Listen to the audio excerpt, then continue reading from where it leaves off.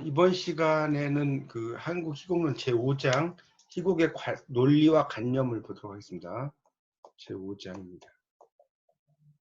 희곡의 논리와 관념. 자, 오늘은 제5장까지 강의를 하도록 하겠습니다. 희곡의 논리와 관념입니다.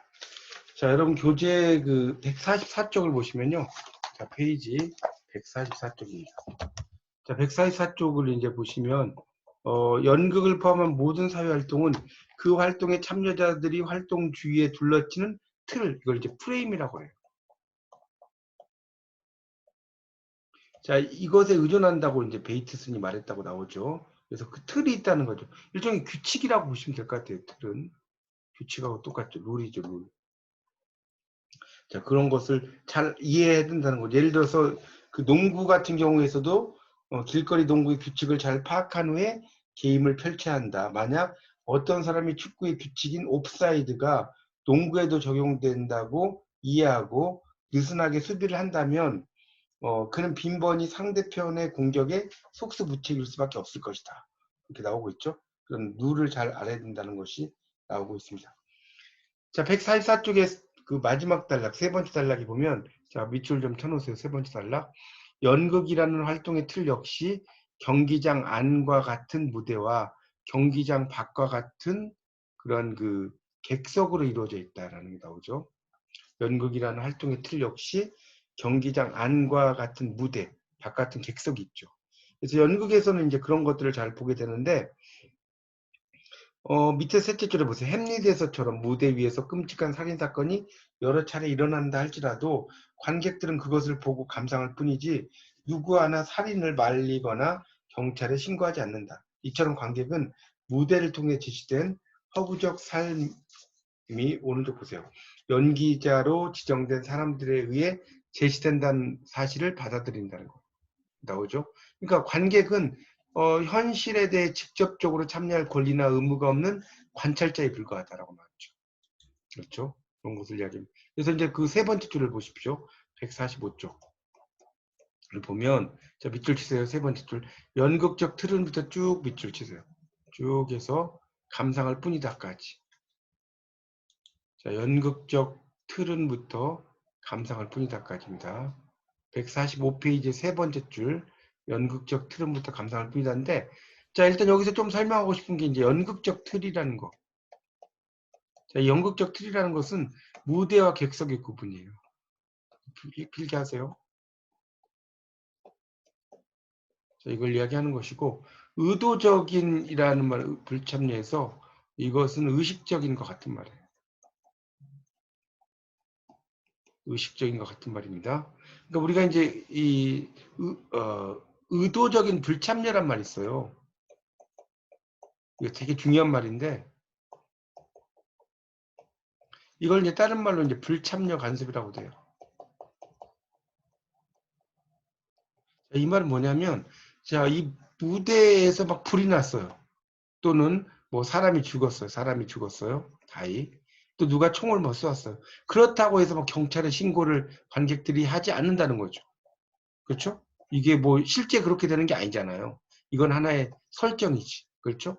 그것을 이제 우리가 불참여 관습이라고 이야기하고요. 조금 다른 말로 의도적인 불참여라고 또 이야기를 합니다.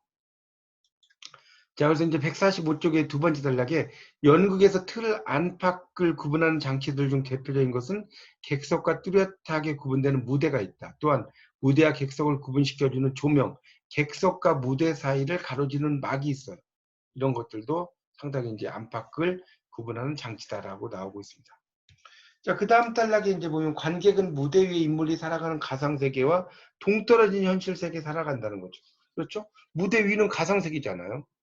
그래서 현실세계, 관객이 살아가는 현실세계는 극작가가 창조하고 배우들이 꾸며내는 허구적 세계와 엄연히 다르다고 나오고 있습니다. 당연하죠. 그래서 20세기 들어와서 이 굳건하게 자리 잡은 사실주의에서는 우리가 살아가는 현실과 흡사한 세계를 무대 위에 구성하고 있지만 그렇다고 그것은 극작가가 창조한 허구이지 현실이 아니다라고 이야기를 하고 있습니다. 당근이죠. 당연하죠. 자, 그 다음 단락에 이제 보면 그 이상한 나라 앨리스라든가 이런 판타지 같은 것들도 이제 이야기를 하는데, 거기서 이제 이상한 나라 앨리스에서 앨리스는 말하는 토끼를 따라 이상한 굴을 지나서 신비스러운 나라에 도달한다.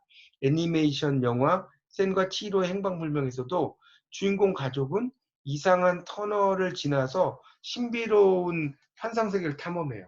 이와 마찬가지로 자, 그 다음 밑줄 주세요. 145쪽. 밑에 셋째 줄부터 연극을 보러 온 관객은 객석과 무대 사이에 보이지 않는 벽을 통해 새로운 세상을 경험한다. 이렇게 밑줄 쫙 짜놓으세요. 그게 이제 중요하고요. 자, 넘기세요. 극적 세계 146쪽. 자, 146쪽에 보면 이제 극적 세계라고 하는 것이 이제 있는데, 자, 첫 번째 줄, 두 번째 줄 밑줄 주세요. 텍스트 상에 펼쳐진 극적 세계는 현실 세계가 아닌 가상의 세계이다.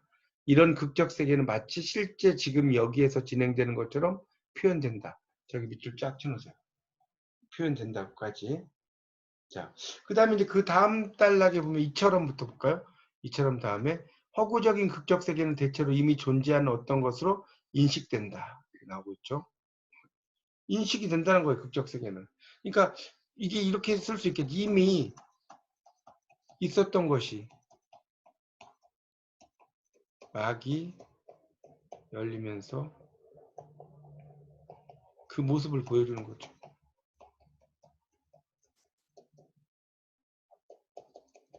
자, 이렇게 써놓으시면 좀 더 이해가 쉬울 것 같아요.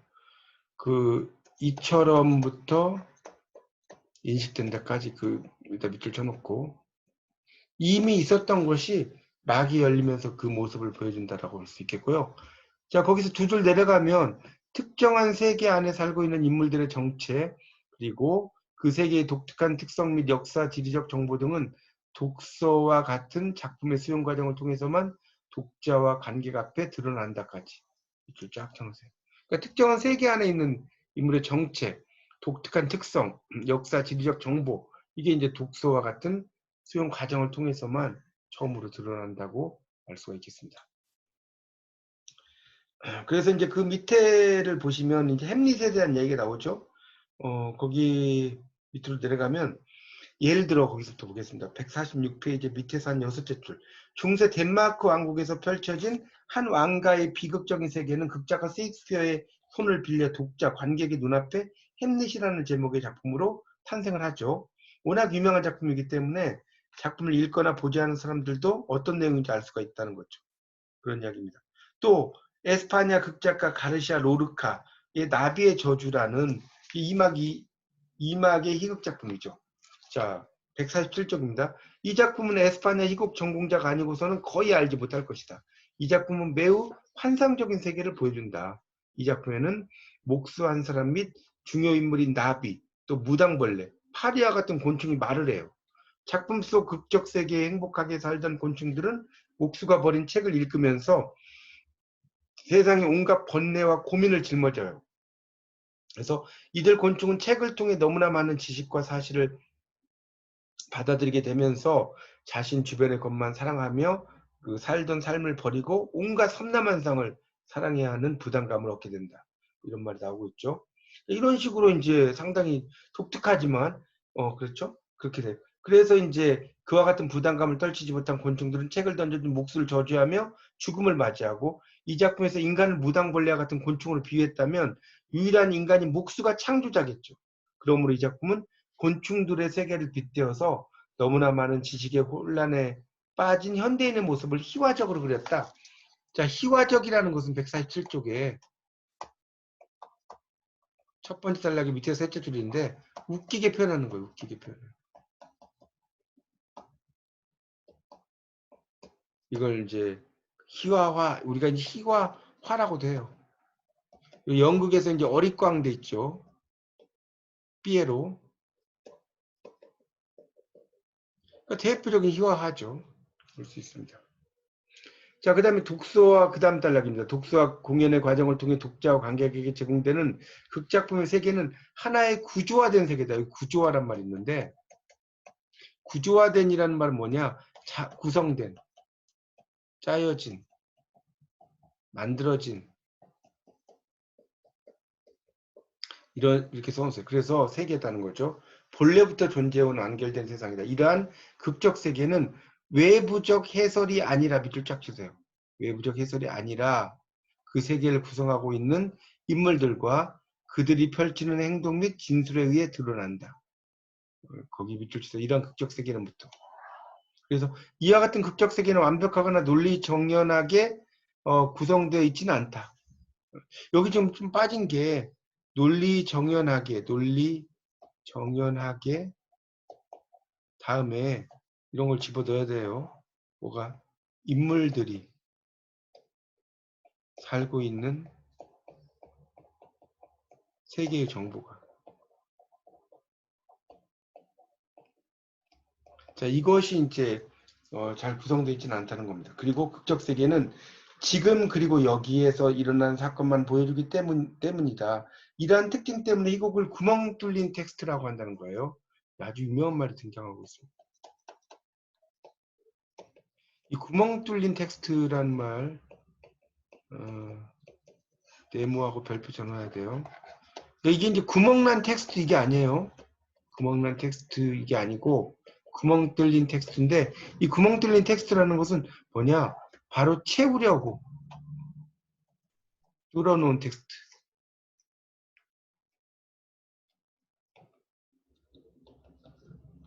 이렇게 이제 이야기를 할 수 있죠. 자, 그러니까 이 구멍 뚫린 텍스트에서 바로 관객은 상상력으로 필기하세요. 상상력으로 뭐예요? 이 세계에 대한 정보를 채워내는 세계에 대한 정보를 채워나간다. 이렇게 할 수 있겠죠. 관객은 상상력을 가지고 이곳에 비어있는 것을 찾아 나간다는 거죠. 이제 이걸 바로 이제 구멍 뚫린 텍스트라고 이야기를 하고 있습니다. 그래서 이제 그러므로 다음에 또 보세요. 독자와 관객은 거기 밑줄 주세요. 그러므로 다음에 독자와 관객은 극작품을 감상하면서 다양한 출처로부터 얻은 부분적이며 산재해 있는 극적 정보의 조각들을 모아서 하나의 논리 정연한 구조로 재구성해야 한다까지 밑줄 쫙 쳐놓으십시오. 자, 그래서 이제 그 147쪽의 마지막 단락에 보면 예를 들어 19세기 말에 노르웨이를 배경으로 한 유령의 세계는 근대 극작가 입센의 손을 빌려 제공되죠. 그 작품의 세계는 어머니 알빙 부인과 넘겨보세요. 아들 오스왈드를 중심으로 펼쳐진다. 무대 밖에서 일어난 고아원의 화재 사건이 중요하긴 하지만 더 중요한 것은 어머니 아들 사이 관계다. 그런데 그런 관계를 알기 위해서는 독자와 관객은 작품 속 인물의 말과 심리 및 행동, 사건의 경과를 지켜보면서 이전에 있던 일을 이제 재배를 해야 된다고 나오고 있습니다. 자, 148쪽이 두 번째 단락에 보면 젊은 알빙데이는 정숙한 여인을 부인으로 맞이했지만 계속해서 바람을 피워 사람들 사이에 평판이 좋지 않았다. 나왔죠. 그래서 알빙 부인은 방탕한 남편과 이혼하고 싶었지만 당시의 가부장적인 엄격한 풍습 때문에 그럴 수 없었다. 그래서 알빙 부인은 아들 오스왈드가 그 아버지의 부정한 행동을 본받지 못하게 하려고 파리로 유학을 보내요. 유령의 극적 세계는 그런 알빙 가족 위에 하녀와 목수, 에스트랑드 부부와의 관계, 뭐 이런 여러 그 내용이 희곡 작품 이전 사건으로 설정돼 있어요. 그러니까 이전에 있는 일이 이제 다음에 이야기가 펼쳐진다는 거죠. 그러니까 작품이 시작되기 전에 이미 존재하고 있던 그런 개막전 사연을 포함한 유령의 세계를 처음 접한 독자는 이해하기가 힘들다는 거죠. 그런 이야기를 쓰는 겁니다. 그런데 자, 그 다음에 또 밑줄 치세요. 148쪽에. 세 번째 단락. 대개의 극적 세계는 독자와 관객의 실제 세계를 기반으로 하는 경우가 많다. 그렇죠. 실제 세계를 기반으로 한다는 거. 그래서 이런 상상의 무대 위에 재현된 세계는 특별한 전제와 약속이 없는 한 실제 세계의 논리적 법칙과 물리적 법칙을 따른다는 것입니다. 그래서 그런 극적 세계에 대한 설명이 없다면 독자와 관객이 몸담고 있는 현실 세계에 기반을 두고 있다라고 나오고 있죠. 그렇죠? 그렇지 않으면 현실 세계의 기반이 되겠죠. 만약에 이제 역사적인 이야기를 쓴다면 역사적 이야기는 현실 세계의 기반 둔 게 아니죠.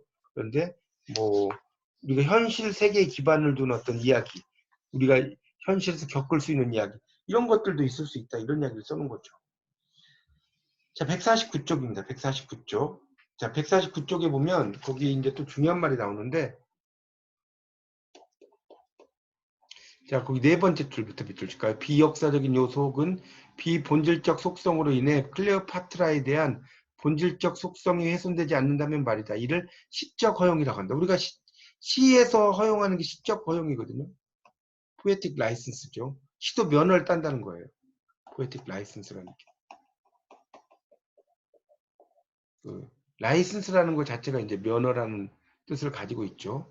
포에틱 라이센스. 그런데 이 시적인 허용이라고 하는 것이 이제 그런 의미로 이제 쓰이는데, 그러니까 시에서는 뭐 예를 들어서 나르는 이렇게 써요. 나르는. 원래는 안 쓰는 게 맞고 나는이 맞는데 이걸 나르는이라고 써도 된다는 거 시에서는.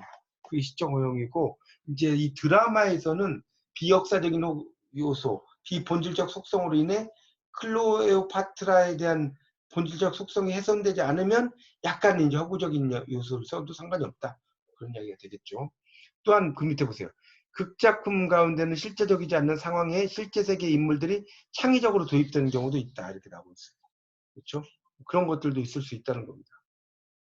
그래서 예를 들어서 네 번째 줄 나오죠. 조선시대 임진왜란 당시 홍길동과 임꺽정이 함께 애군을 무찔렀다고 가정된 세계를 설정한 작품이 있다고 하자. 이러한 작품에서 당연히 동시에 사람이 아니죠. 그래도 그런 그 초세계적인 세계를 초월하는 그러한 정체성은 손상되지 않을 수 있다. 또 김우진의 난파, 노래 제목 카르노메가 의인화되어 등장하고 외국 문학 작품의 그 등장인물인 비비, 갈레오토 등이 또 등장을 해요. 뭐 이런 식으로 이제 쓸 수가 있다는 거예요. 뭐 그런 내용들이 있습니다. 그러니까 문학이나 영화에서 누릴 수 있는 허구적인 가상세계라는 거죠. 일종의 판타지를 이 드라마에서 쓸 수 있다. 자, 그 다음에 149쪽에 그 세 번째 단락이 밑줄 치세요. 이렇듯 다음부터 쫙 해서 구성되어야 한다까지. 자, 이렇게 구성이 되어야 된다는 겁니다. 그러니까 극적인 세계는 가상의 세계이긴 하지만 나름대로의 실제성을 띤 구조물로 표현돼야 되고, 그래서 아무리 환상적인 스타일의 극작품이라 하더라도 고유한 세계 법칙에 따라서 구성되어야 된다는 것이 이제 극적 세계의 특징이다, 이런 이야기입니다. 자, 특정한 작품 세계에서만 허용되는 법칙이 형성되어 있다면 뭐 여러 이제 그 작품 속에서도 신과 인간이 동고동락, 함께 슬퍼하고 함께 기뻐한다는 거죠. 동지향 속에서처럼 동상이 움직이며 말할 수도 있다는 거예요. 이런 것들도 비현실적인 세계라는 것도 희곡 속에서 들어갈 수 있다고 그런 이야기를 써놓은 겁니다. 약간 넘겨보고. 그 다음에가 이제 세 가지 관념이라는 것이 이제 그 뒤에 넘어가시면 나오고 있어요. 세 가지 관념. 그래서 넘어가시면 150쪽입니다. 자, 거기에 이제 가보면 이런 허구적인 작품 세계, 이 허구적인 작품 세계의 논리와 법칙은 특정한 의미와 관념으로 귀결돼요. 그래서 극작품의 관념은 이런 극작품의 관념은 장면에 떠오르는 의미와 함께 극작품 전체를 읽거나 보고 나서 드러날 그런 궁극적인 의미를 가리킨다는 거죠. 그래서 이제 그런 그 전체적인 의미가 상층 의미, 주제라고 한다는 거예요. 주제. 그러니까 상층 의미란 말 좀 어려운데 주제라고 이해하시면 됩니다. 발신자, 극작가, 연출가, 배우가 발신자죠. 뭔가를 전달한다는 거죠. 수신자는 받아들이는 거니까 관객 같은 것을 이야기할 수 있겠죠. 그래서 이 세 가지 차원의 관념은, 첫째는 극작가가 가지고 있는 관념, 둘째는 공연이나 거기 밑줄 치세요. 희곡을 통해 전달되는 매체에 포함된 메시지, 또 셋째 동그라미 치시고 관객이나 독자 같은 수신자가 해독하고 수용한 관념, 이렇게 세 가지가 있다는 겁니다. 자, 다시요. 첫째 동그라미 극작가가 가지고 있는 관념, 둘째 동그라미 공연이나 희곡을 통해 전달되는, 즉 매체에 포함된 메시지, 관념. 자, 셋째 동그라미 관객이나 독자 같은 수신자가 해독하고 수용한 관념. 자, 이런 것들이 있다는 것을 좀 염두에 두시고 보시면 된다는 겁니다.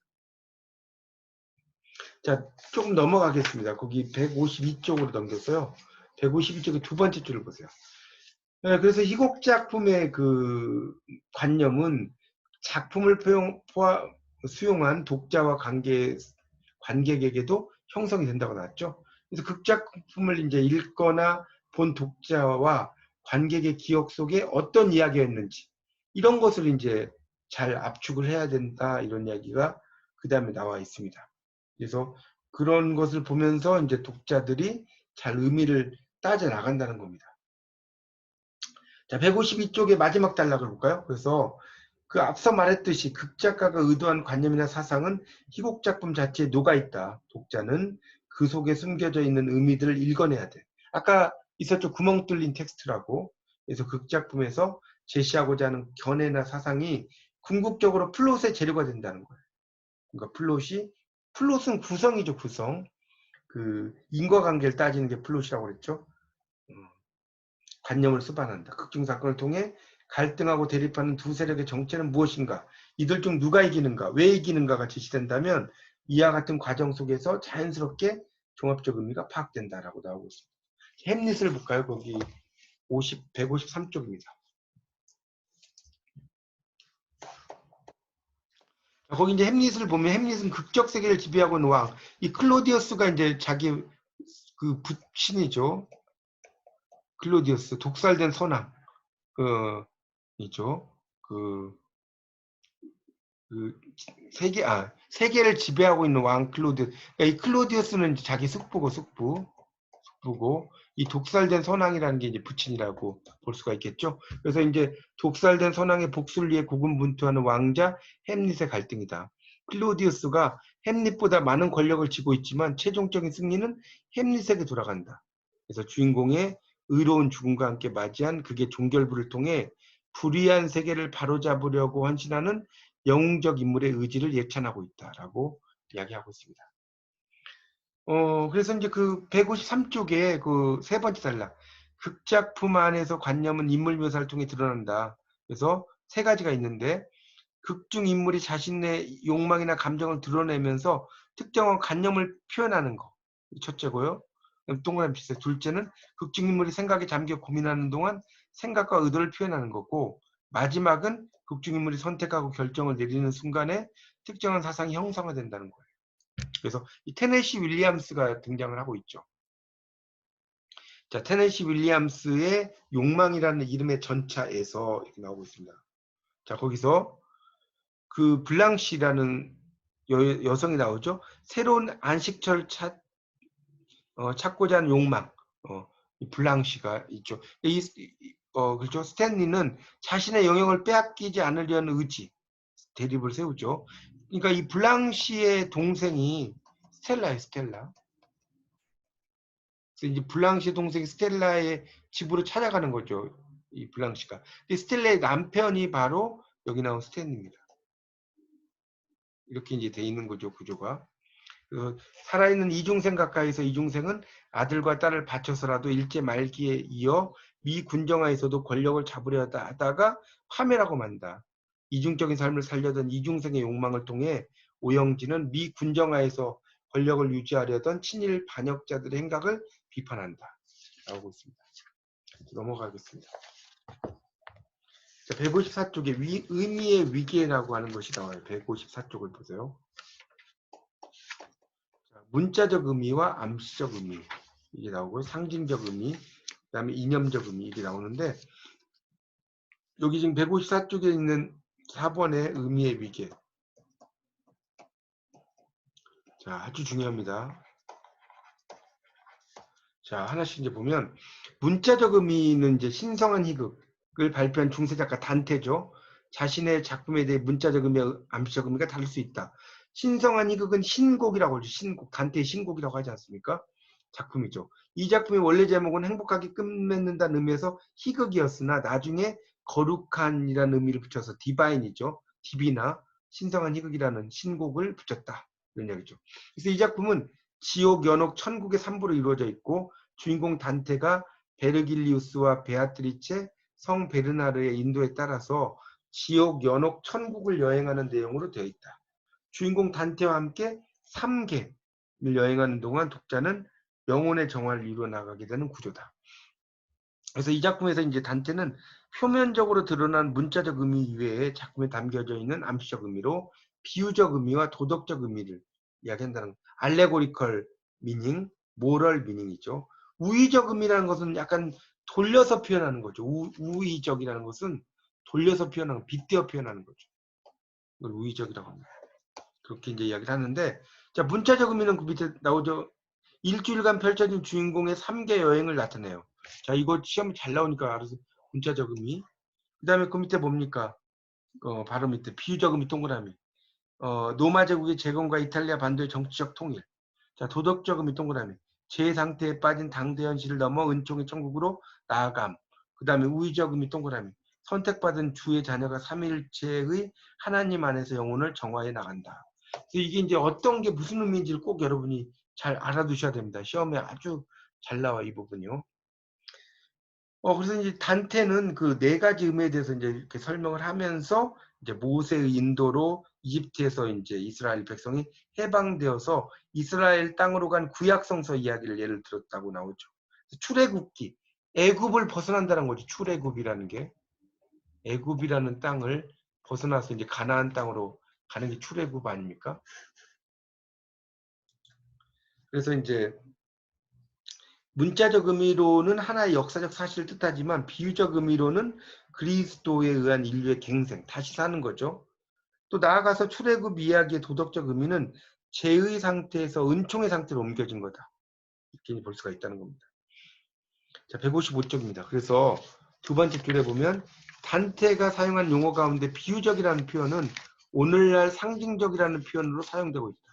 또 도덕적이라는 표현은 정치적, 이념적이라는 표현. 또 최고의 의미를 뜻하는 우의적이라는 의미는 영적 의미를 이야기하고 있다. 뭐 이런 식으로 설명을 또 하고 있습니다. 자, 그 다음에 이제 차범석의 산불이 나오죠. 155쪽에 보면 차범석의 산불.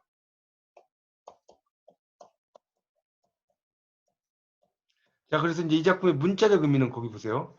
한국 전쟁 도중에 한 마을의 대나무 숲에 난 불. 이게 문자적 의미, 산에 불났으니까. 상징적 의미는 전쟁이 남긴 대중적 삶의 항폐화. 이념적 의미는 대중의 삶과 상관없이 진행된 이념 전쟁의 비참상. 이런 걸 여러분이 알아두셔야 돼요. 근데 이제 영적 의미는 도출하기가 쉽지 않다. 이렇게 나오죠. 굳이 영적 의미를 찾는다면 인간적 반목과 갈등을 간직하고 구원에 이르지 못하는 것이다. 뭐 이렇게 설명을 하고 있습니다. 자, 그래서 이제 그 다음 단락에 보면 이와 같이 문학과 예술 작품의 의미를 세 가지로 구분하는 시각이 보드웰의 메이킹 미닝, 의미 만들기죠. 여기서 그는 명시적 의미, 암시적 의미, 징후적 의미, 억압된 의미의 3단계 체계를 주장했다고 나오죠. 그러니까 명시적 의미는 명확하게 드러나는 거죠. 텍스트를 글자 그대로 해석하는 거. 암시적 의미는 은연중에 상징하는 거겠죠. 뭐 이런 것을 이야기하고 있습니다. 넘겨보세요. 자, 156페이지의 세 번째 줄에 보면 징후적 의미는 거기 밑줄 치세요. 156쪽 세 번째 줄. 작가의 의도와는 별도로 작품이 특정한 정치적, 사회적, 종교적 이데올로기와 신념 체계를 은닉하고 있는 것을 전제로 하여 분석할 수 있다라고 나오고 있습니다. 그 정도로 이해하시면 되겠죠. 자, 그래서 이제 이 프로이트가 또 나오죠. 그 156페이지 두 번째 단락에 꿈을 해석하며 억압된 무의식을 밝히려 한 데서 연유한 징후적 의미 해석은 신화의 징후적 의미를 부여한 레비스트로스, 이 인류학자죠. 레비스트로스는 슬픈 열대를 쓴 아주 유명한 인류학자입니다. 그래서 이제 그 락감과 알티스에 이르러서 심층 단계가 되었다는 것이 또 나오고 있어요. 그래서 이제 또 뮤지컬 레미제라블 같은 경우에도 신의 은총으로 거듭난 장발장이 폭압적인 제도에 의해 가엾게 희생된 여인 판틴을 대신해서 그녀의 딸 코제트와 코제트의 연인 마리우스를 끝까지 지켜내죠. 이런 것들이 또 나오고 있습니다. 자, 상징적 의미입니다. 156페이지. 그래서 이 연극과 그 상징은 불가분, 뗄 수가 없다는 거죠. 관계라는 겁니다. 무대란 틀이 그러니까 셰익스피어가 세상은 무대다. Life is a stage. Life is a stage.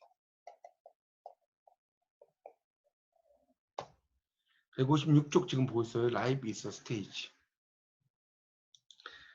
그리고 인간은 배우라는 거죠. 그러니까 이게 이제 원래 그 어디 나오는 거냐면 셰익스피어의 4대 비극 중에 맥베스의 나온 말이죠. 인생은 걸어다니는 그림자.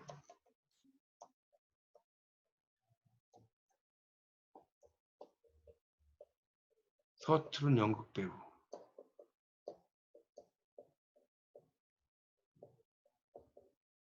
이런 말이 있어요. Life's but a walking shadow, a poor player. 나오는데 하여튼 그 맥베스에서 인생이란 무대 위에서 자신의 시간 동안 걷고 안달하다가 사라지고 마는 불쌍한 배우, 걸어다니는 그림자라고 비유했다는 거죠. 그래서 실러도 무대는 세상을 의미한다고 말했다. 그래서 극장, 무대라는 틀이 개별적 인물이나 세속적인 물건과 사건들을 의미 있는 무엇으로 상징화시켜 버린다는 거죠. 이런 것을 잘 알고 있다고 그 이야기를 하고 있습니다. 자, 157쪽 보세요. 그래서 첫째 줄에 무대 위에 등장한 로미오는 첫눈에 반해버린 사랑을 의미하는 거죠. 미스 줄리의 줄리는 버릇없고 정서불안한 젊은 여성. 에밀리아 갈로티의 장미는 사랑의 상징이지만 유혈이 낭자한 죽음의 상징이기도 하다. 설명을 하고 있습니다. 그 다음에 이제 상징이 이제 157쪽에 세 번째 단락이 나오죠. 거기에 대한 얘기 나오고, 네 번째 단락의 상징과 유사한 제휴법, 한유법 많이 나왔던 거죠. 이 제휴법이라는 것은 부분으로 전체를 나타내는 거고요.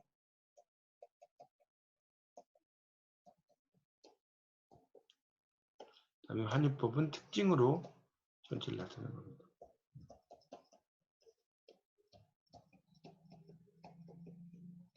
자, 이렇게 이제 이야기할 수 있겠죠. 그래서 이제 예를 들어서 사람은 빵만으로 살 수 없다. 밑에 있죠. 빵이 식량을 의미하는 것이지만 창틀이나 가구와 같은 방의 일부분을 통해 방 전체를 나타낸 것이다. 여기 나왔죠. 그러니까 이제 그 빵만으로 살 수 없다라고 하는 것은 이제 빵이라는 것도 이제 음식의 일부의 하나의 종류죠. 그다음에 고딕 스타일의 첨탑으로 교회를, 이게 첨탑 있잖아요. 이렇게 첨탑 이렇게 뾰족한 곳에 이 교회라는 거죠. 또 빗장 친 창문으로 감방, 이렇게 생긴 거, 이렇게 하면 이제 영어에서도 이제 behind bars 이러면 감옥에 있다는 거거든요. 새창살 뒤에 있다는 거니까 그런 거. 이것을 이야기한다는 겁니다. 또 몇 그루의 나무가 숲이고, 그 다음에 한유법은 특징으로 전체를 나타내죠. 백발이 노인이에요. 백발. 백발은 노인이고, 우상과 중절모 영국 신사, 백악관 미국 대통령, 칼은 무력, 이런 것처럼. 그 다음에 이제 풍유법도 있다는 거죠. 그러니까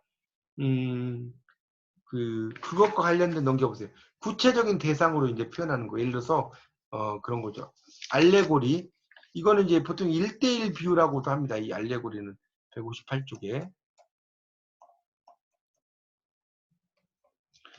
그래서 이제 그 위장적인 요소로 자신을 보호함과 동시에 암시된 속뜻을 통해 정치, 종교적 비판을 쏟아낸다. 그래서 이제 이 조나단 스위프트의 걸리버 여행기는 걸리버가 여행하면서 들르게 된 소인국, 거인국, 또 하늘나는 나퓨타, 말의 나라, 뭐 여러 이야기가 나오죠. 우리가 이제 일반적으로 알기는 거인국, 소인국만 알고 계시는데 그렇지 않은 것도 있다는 거죠. 그러니까 이 거인국은 인간을 좀 뭐랄까요, 확대해서 간 거고, 소인국은 인간을 축소 해석했다라고 이해하시면 되고, 이 말의 나라는 이제 이성, 인간의 이성을 이야기한다고 볼 수가 있겠습니다. 그런 이야기가 쭉 나오고, 그 다음에 좀 내려가다면 조지 오웰의 동물농장 나오죠. 1945년에. 겉으로는 가축들이 힘을 합쳐 압제자를 몰아내는 모습이지만 속으로는 러시아 볼셰비키 혁명 후에 전제 정권이 유지되는 현실, 이걸 비판한 겁니다. 그걸 동물을 통해서 이제 이야기를 한 거죠. 그런 내용이 되겠습니다. 자, 그 밑에는 좀 읽어보시고 여러분이 159쪽을 보세요. 159쪽. 자, 이념적 의미라고 하는 게 나오는데 말 그대로 이제 이념을 드러내는 거죠. 예를 들어서 그 베케트의 고도를 기다리며가 나오죠. 159쪽에 한 5째 줄에 보면 사멜 베케트죠. Waiting for Godot. 이 고도라는 것은 이제 사람이에요. 사람인데 이 작품 속에는 고도가 등장을 하지 않습니다. 실제로는. 그래서 이제 상당히 고도가 누구냐라는 것에 대한 뭡니까, 이런 논쟁이 상당히 분분했죠. 예수님이냐, 지도자냐, 뭐 이렇게 해가지고. 거기 이제 159쪽이 두 번째 단락에 보면 한 극작품이 특정한 한 가지 관점을 지나치게 우호적으로 미화하고 있다면 그런 사실을 알아챈 독자와 관객들은 두 가지로 나눌 가능성이 있다. 관객들이 의도적으로 기획된 정치극의 메시지와 일치하는 선입관을 가지고 있다면 강력한 영향력을 발휘할 수 있다라고 나오고 있습니다. 그렇게 이제 볼 수 있겠고 넘겨볼게요. 뭐 이걸 다 일일이 설명할 수는 없으니까. 160쪽을 보시면 160쪽에 이제 거기 그 세 번째 단락. 우리 근대극은 도입 초기에는 애국계몽의 수단이었어요. 처음에는. 그러다가 이제 밑으로 그 이념 전파 사회주의. 그 다음에 일제는 거기 밑줄 주세요. 일제는 혹독한 검열의 칼을 앞세워 이념 지향적 연극 탄압했고 40년대에 이르러서 일제 침략 전쟁을 미화하는 국민연극. 이 국민연극이라고 하는 것이 한국 식민의 약자라는 뜻이에요. 그것을 이제 드러내고 있다는 겁니다. 자, 이제 마지막이 바로 사상 통제 수단으로서의 검열이죠, 검열. 이 검열이 상당히 많다는 거죠. 우리도 이제 언론 뭡니까 이런 자유가 있지 않습니까? 언론 출판 이런 거에 자유가 있는데 실질적으로 안 지켜질 수 있는 것들이 많다는 거죠. 그래서 검열. 그래서 이제 최초의 그 언론 탄압이 분서갱유죠. 거기 161쪽이 네 번째 쪽. 그러니까 분서라는 건 책을 불질러 버리고 갱유라는 건 유학자들을 묻어버렸다는 거예요. 이게 분서갱유거든요. 진시황이 기원전 213년에 자신의 전제 정치를 관철시키기 위해 비난하던 유생 460명을 생매장시키고 의학, 농학 등의 분야를 제외한 모든 책을 불사르게 했다. 근데 실질적으로 몇 권은 남겨뒀어요. 실제로 다 불사른 건 아니고요. 그래서 이제 검열을 했다는 것이 또 나오고 있어요. 장미의 이름도 검열과 관련된 이야기다. 그런 이야기 써놓은 겁니다. 넘겨보세요. 162쪽. 그래서 이제 162쪽에서도 이제 그런 검열에 대한 이야기가 쭉 나오고 있어요. 특히 일제 강점기에 검열이 많았다라는 이야기가 등장을 하고 있습니다. 자, 163페이지에 그 두 번째 줄에 김두용의 거린의 꿈. 이것도 이제 프롤레타르의 연극 작품이었는데 눈먼 거지의 모습이 자신의 모습을 깨달은 거지 을은 의미심장한 대사를 이렇게 던진다는 겁니다. 그건 한번 여러분이 또 읽어보시기 바랍니다. 그래서 이제 164쪽에 이제도 이제 그런 그 세 번째 줄 군부 독재 정권 시절에도 연극, 영화, 유행가요, 만화 등의 검열이 엄청나게 이루어졌다는 것이 이야기가 되고 있습니다. 지금은 이제 검열이 많이 사라졌죠. 자, 166페이지 문제를 보면요. 1번 연극적 틀에 대한 설명을 옳지 않은 것은 그랬는데 3번을 보세요. 관객은 현실과 아주 흡사한 사실주의 극이 무대를 통해 지시될 경우 무대에 함께 참여한다. 이게 틀렸죠. 자, 무대에 함께 참여 줄 긋고 X라고 치세요. 아까 뭐라고 그랬죠? 제가 불참여 관습이라고 그랬죠. 불참여 관습. 참여를 하지 않는다고 그랬잖아요. 자, 이 불참여 관습이라는 것을 다른 말로 또 그 표현을 했죠. 이 연극이라고 하는 것에 이제 이야기들에 그 참여하지 않는 그런 관습 이런 것들이 이제 상당히 중요하다고 그랬죠. 그걸 뭐라고 그랬죠? 의식적인 불참여라고 한다고 그랬죠. 의식적인 불참여. 자, 나머지는 여러분 읽어보십시오. 그 다음에 2번. 자, 극적 세계에 옳지 않은 거 1번 이제 외부적 해설로 드러난다라고 했죠. 극적 세계는 외부적 해설로 드러나는 게 아니죠. 2번, 3번, 4번 맞고요. 자, 3번을 보시면 극작품 안에서 관념이 인물 묘사를 통해 드러나는 경우가 아닌 건데 4번. 극중 인물에 대해 극작가가 극작품의 서문을 통해 작가의 의도를 밝히는 경우라고 이야기를 하고 있죠. 자, 이것은 뭡니까? 극중 인물에 대해서 극작가가 작품의 그 서문을 통해서 작가의 의도를 밝히는 그런 경우, 이런 것을 이제 이야기하는 거. 이런 것은 이제 그 극작품 안에서 보세요. 1번에 보면 극중 인물이 욕망이나 감정을 드러내면서 관념을 표현해. 극중 인물이 생각에 잠겨 고민하는 동안 생각과 의도를 표현해요. 그다음에 극중 인물이 선택을 하고 결정하는 동안 생각 형성이 되겠죠. 그런데 극작가가 이런 서문을 통해 표현하는 것은 아니고요. 모티프 옳지 않은 거 2번. 극작품 안의 모티프는 그게 초반부터 관객에게 큰 의미로 다가오는 게 아니죠. 읽어 나가거나 공연을 보면서 이제 모티프를 형성해 가는 겁니다. 자, 일제 검열을 받았던 작가 작품이 아닌 것은 그랬는데 박승희 아리랑 고개, 채만식의 신봉사, 김종의 거린의 꿈은 다 검열을 받았는데 5번에 나오는 4번에 나오는 조일제 장안몽은요. 이 금색의 아차라고 하는 일본의 그 소설을 번안한 거예요. 번안한 거. 장안몽이. 그래서 이거는 당연히 그 검열을 대상을 될 수가 없죠. 그렇게 정리할 수가 있겠습니다. 자, 이렇게 해서 이제 정리를 좀 하고요. 그 뒤에 나오는 이제 희곡의 유형 그 뒤에 보면 희곡의 유형 1과 희곡의 유형 2는 이게 아마 여러분 출석 수업 시험에 관련된 내용이라서 이거는 수업을 안 하고요. 이거는 안 하고 그 다음에 이제 뒤에도 그 보면 제 9장에 나오는 이제 개화기 근대극의 출발이라고 나오는 부분이 있는데 여기에도 보통 시험에 나오는 내용이 아니에요. 그러니까 이것도 안 하고 다음 시간에는 제 10장에 나오는 1920년대 근대극의 진입 김우진론을 같이 공부를 좀 해보도록 하겠습니다. 김우진론부터 두 개 정도 김우진과 그다음에 이제 송영 정도까지 해서 보도록 하겠습니다. 그래서 이제 뒤로 가면 몇 개 안 남았어요. 여러분들 공부할 인물들에 대한 이야기들이 많지 않으니까 하나씩 이제 보면서 설명을 해드리도록 하겠습니다. 일단 오늘 여기까지 하고 저기 예, 교수님, 말씀하세요. 예.